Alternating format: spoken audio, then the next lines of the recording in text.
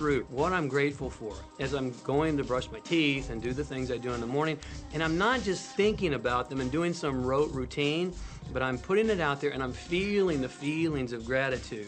Because as soon as you start to feel differently about what you already have, you will start to attract more of the good things, more of the things you can be grateful for. Because you can look around and say, well, look, I don't have the car I want, I don't have the house I want, I don't have the health I want, I don't have the spouse I want. Whoop, back up, back up. Those are all the things you don't want. Focus on what you already have that you're grateful for. And it might be you have the eyes to watch this. It might be the clothes that you have. Yes, you might prefer something else, and you might get something else pretty soon if you start feeling grateful for what you have. I think everybody goes through times when they say, oh man, things aren't working right, or things are going bad, and there were some things going on in my family, and I found a rock. I was just sitting here holding this rock. You might see me carrying around. I found a rock. I stuck it in my pocket, and I said, you know what? Every time I touch this rock, I'm going to think of something that I'm grateful for.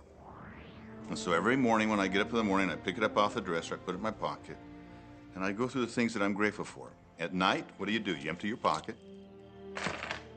and there it is again. And I've had some different experiences with that. I've had some amazing experiences. I had a guy from South Africa, and he saw me drop it. He said, what is that? Well, what's that? I explained it to him, so he started calling it a gratitude rock. Gratitude rock. 2 weeks later, I got an email from him from South Africa. And he said, my son is dying from a rare disease. It's a type of hepatitis. He said, would you send me 3 gratitude rocks? Now, they're just rocks I found off the street, you know? So I said, sure. I had to make sure that the rocks were very special. And so I went out to the stream, looked, picked out the right rocks, and sent them off to him. 4 or 5 months later, I get an email from him. He said, my son's better. He's doing terrific. And he said, but you need to know something. He says, we've sold over 1,000 rocks at $10 a piece as gratitude rocks, and we've raised all this money for charity. Thank you very much. And so it's very important to be in an attitude of gratitude, as I call it. Another thing that I would suggest that you do right now to turn your life around, and this is so huge that I can't find the words to describe just how powerful this can be for you.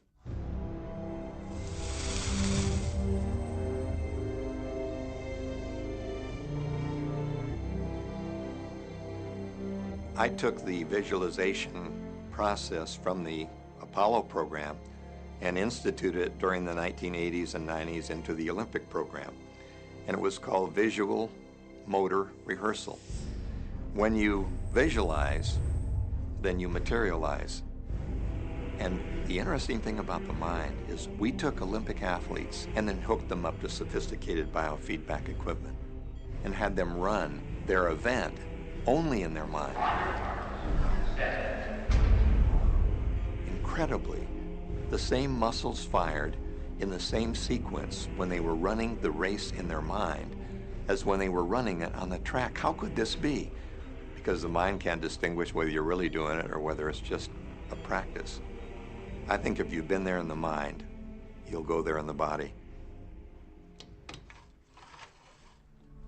When you're visualizing, when you've got that picture playing out in your mind, always and only dwell upon the end result.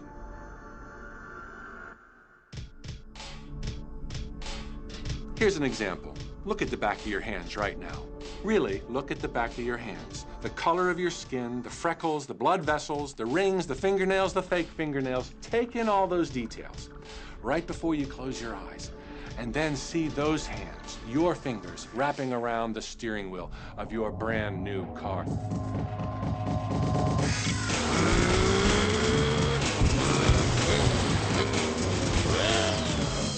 This is such a holographic experience, so real in this moment, that you don't even feel like you need the car because it feels like you already have it. It's the feeling that really creates the attraction, not just the picture or the thought. And I think for a lot of people, they think, well, if I think positive thoughts, or if I visualize having what I want, that'll be enough.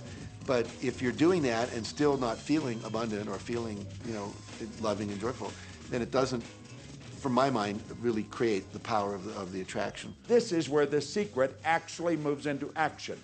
You put yourself in the feeling place of really being in that car, not, oh, I wish I could get that car, or someday I'll have that car, because that's a very definite feeling associated with that. It's not in the now, it's not, it's in the future.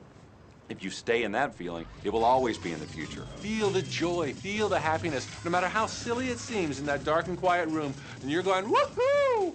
Do it! A lot of people will say, come on, do I have to do that? How bad do you want change?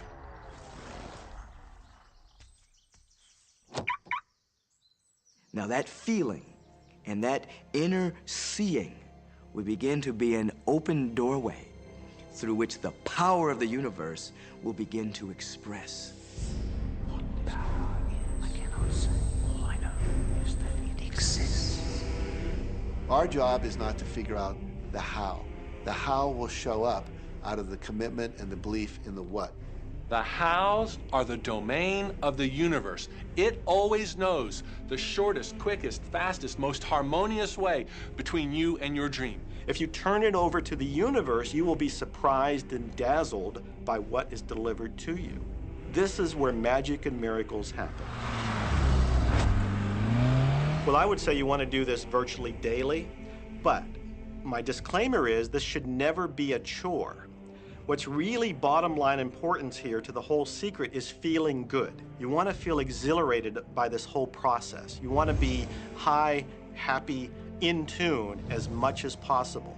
The only difference between people who really are living this way and people who aren't, living in the magic of life, is